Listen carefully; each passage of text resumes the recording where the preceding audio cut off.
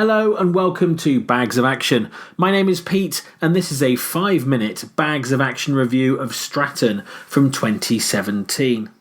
This is another one that came up on Netflix. I saw that Dominic Cooper was in it, saw that it was directed by Simon West, who did Con Air, Expendables 2, The Mechanic and Tomb Raider, so I thought I'd give it a go.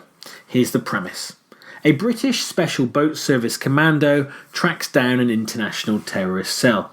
So it's actually quite slight in terms of its concept. This is adapted from a novel by Duncan Falconer.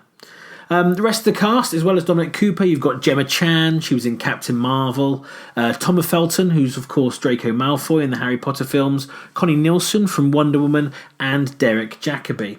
So with such a strong cast and Simon West directing, I had really high hopes for this one, and I thought this feels like it could be like a grittier version of Bond, or maybe something like Who Dares Wins from back in the day. The start and the end of the film are really strong. Spoilers to come. It does start out really strong, as I say. Stratton and his American partner on a mission. There's a really good car chase, some gunfighting. Those set pieces are really, really strong.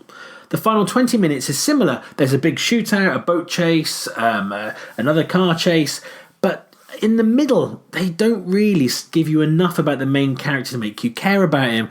Yes, it's quite quirky that he lives on a barge. He's got this kind of father figure in Derek Jacobi, but the film overall just kind of moves scene to scene, which kind of dates it a bit considering it's so recent.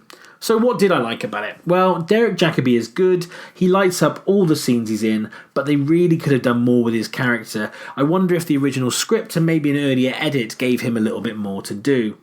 When it does come to action, it does it well. Competently delivered gunfights and chases, the set pieces are the real highlight of this film.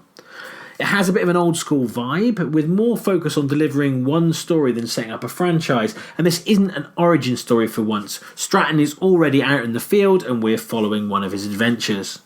So what do I think could have been better? The pace was slow, especially for a 90-minute film. So much time was spent on conversational scenes laden with exposition that it really started to drag. The script was quite weak, riddled with exposition as I say, and the story was really predictable. I'm guessing most people would have guessed where things were heading within the first 20 minutes.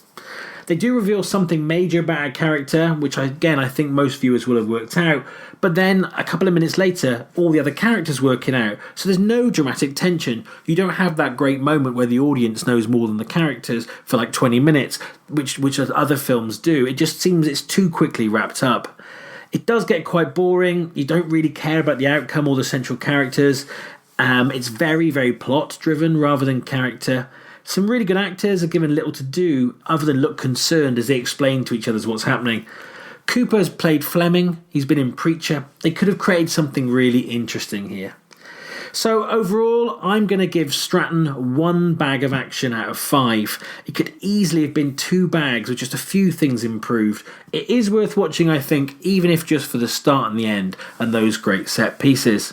So have you seen Stratton? Do you agree with my assessment of it? Feel free to comment below or get in touch with us via email, Facebook or Twitter. And don't forget to subscribe and like our channel.